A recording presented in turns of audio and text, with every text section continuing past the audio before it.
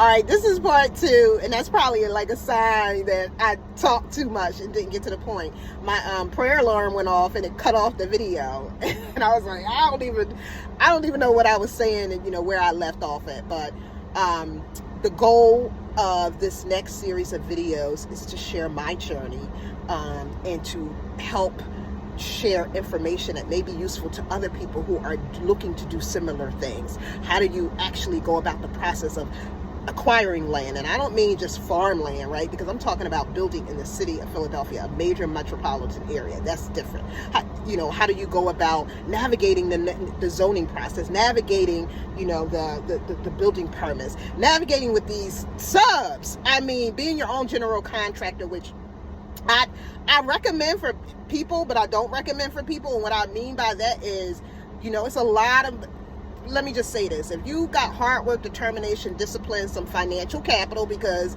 you cannot do it for no money. Like, don't listen to people that tell you that. You need some financial capital, and you need some fallback money, because you can screw up a lot of money with lack of knowledge. So some people would just rather pay the 20% to the general contractor to figure that all out. But some people was like, I want to, figure out the process myself and save that money. So I want to share the information that I've gained over the years of navigating all these different county departments, rules, regulations, everything. I didn't know anything about septic and sewer. I knew about sewer because I had to do that with the city of Philly. And them plumbers, they mobbed up. Anyway, that's a whole nother story.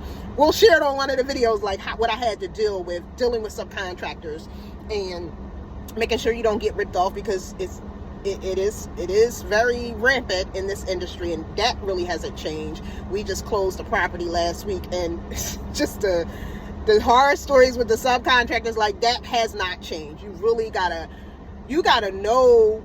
You may not need to know what you're doing, like physically be able to do it, but you gotta know how it's done. It's the same as I'm in IT, right?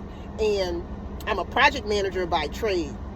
But so I don't code. I've never coded in my life, but I run major software implementation projects for a number of years.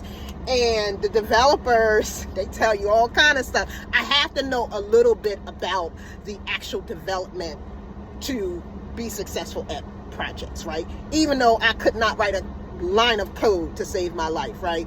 But I have to know enough about the process to know when I'm being fed some BS, to know when I'm, when they give me estimates. I'm going on track, but for my IT people, you know how I be. Y'all be giving me these estimates that's high as whatever, and then give me all this googly god language. Oh, the JSON had, kicked back from the API today, but I don't care about all that. I know enough to know that this should not take you 2,000 hours. Like, it ain't even, bring those estimates down. So anyway, that's just a little side note. That's how you got to be with subcontractors in this industry. Like, you may not know how to do plumbing, but you got to know the difference between, installing a toilet and running sewer lines for a toilet. Like, those two things gonna have two different price tags, two different skill levels. Installing a toilet does not even really require a plumber, but you also got to know about county permits and regulations and where they make you get a plumber for certain things. So you got to know those things. Anyway, I digress. The purpose of this next series of videos is to be able to share the information that I have gained over the years in building and design projects. And I don't mean just interior design. I mean straight up building from the ground up. I've been sharing with you little peeks and glimpses of the projects that we've been doing with the barn and the renovation, rental project. But I want to actually talk about 635 Vernon Road, because that project was like, that's where I earned my stripes. I'm going to say that's where I earned my stripes.